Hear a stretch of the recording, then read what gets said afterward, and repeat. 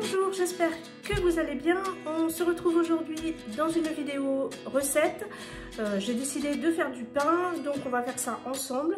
J'en ai déjà fait un hier, mais je vous mettrai une photo de mon pain d'hier qui était loupé de chez loupé. Vraiment là, je pense que plus loupé on pouvait pas faire. Je soupçonne que ce soit ma levure qui était trop vieille. J'ai pris de la levure boulangère en sachet, mais c'est vrai que ça faisait un petit moment que je l'avais dans mon placard et je pense que elle était plus que... J'ai pas réussi à l'activer, donc mon pain n'a pas monté. Donc vous verrez sur les images, elles sont très parlantes. Donc là, j'espère qu'il va réussir parce que quand même je filme, donc ça serait un peu décevant pour vous si le pain n'était pas beau. On va faire ça tout de suite ensemble. Je vous reprends en voix off pour les ingrédients. Donc je vais faire un pain cocotte au Thermomix. Pour les ingrédients, il vous faudra 300 g d'eau à température ambiante, un sachet de levure boulangère sèche, à peu près une cuillère à café de sel. Moi j'ai pris du sel fin. Quelques gouttes de jus de citron pour éviter que votre pain n'ait trop le goût de levure. Des fois c'est très prononcé, surtout avec la levure fraîche. Et il vous faudra pour terminer 500 g de farine. Moi c'est de la farine premier prix Eco Plus.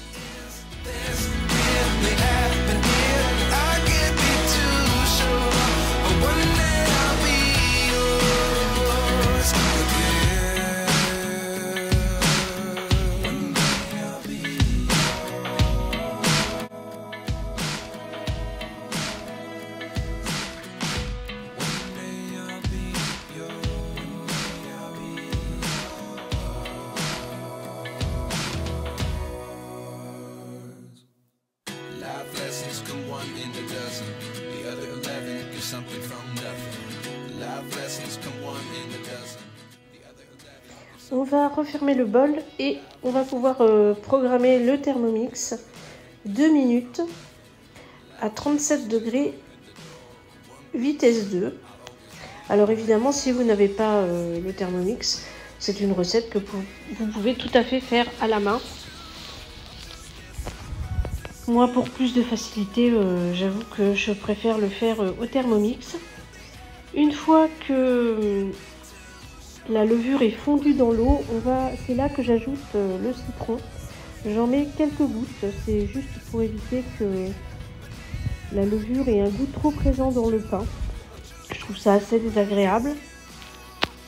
Et je vais venir ajouter mes 500 g de farine blanche. Alors là, comme je vous le disais au début de la vidéo, c'est de la farine premier prix, mais vous pouvez tout à fait mettre de la farine, un peu de farine blanche, un peu de farine complète, ou de la farine de sarrasin, ou je ne sais pas, de la farine de seigle aussi par exemple. Mais par contre, il faudra faire attention à l'eau parce que il me semble que toutes les farines n'ont pas le même taux d'absorption au niveau de l'eau.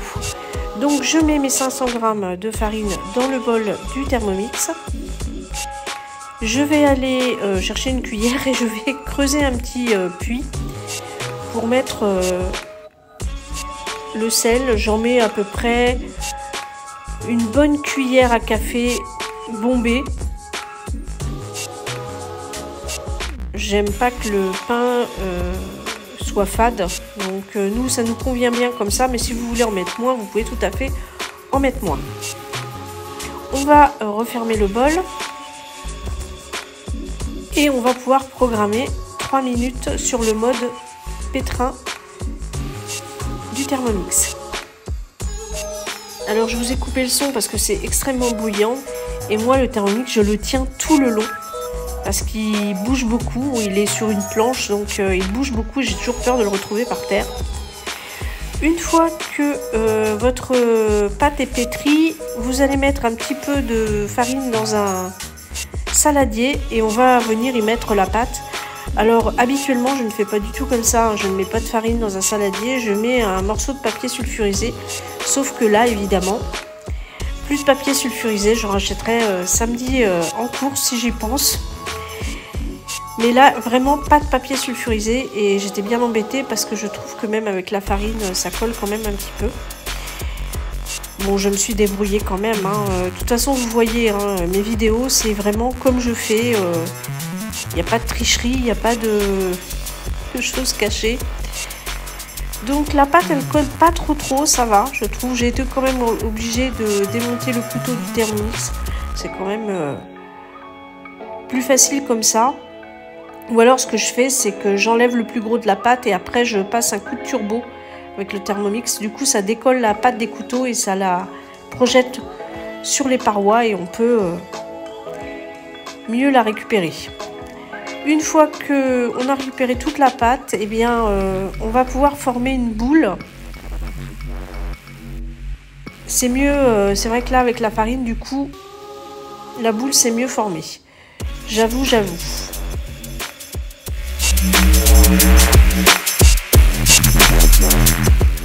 On va recouvrir notre saladier d'un torchon propre et j'avais au préalable préchauffé mon four à 45 degrés.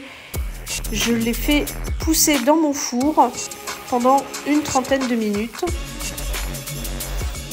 Et la magie de YouTube, le pain est bien, la pâte est bien gonflée. Mieux qu'hier. Hier, elle avait vraiment pas bougé. Mais j'ai vraiment voulu essayer quand même de le cuire. Donc, je vais mettre ma boule de pâte sur mon plan de travail. Et je vais la dégazer, mais pas trop. Parce que je veux que ma mie, elle soit quand même pas trop compacte. Et comme je ne vais pas le refaire pousser très longtemps, il faut qu'il y ait quand même un peu d'air dans la pâte. Je suis contente d'avoir fait ce pain parce que je ne fais plus trop de pain. Fut une époque où je faisais mon pain tous les jours, j'avais une machine à pain et là depuis quelques années je ne le fais plus. Mais c'est quand même bien agréable d'avoir du pain frais sous la main et puis ça sent super bon dans la maison. Donc j'ai voulu faire un pain un petit peu allongé puisque je vais utiliser ma cocotte Tupperware Ultra Pro. Enfin bref, je sais plus le nom parce que je m'en sers jamais, j'ai pas d'autres cocottes. Je vais mettre un peu de farine dans le fond.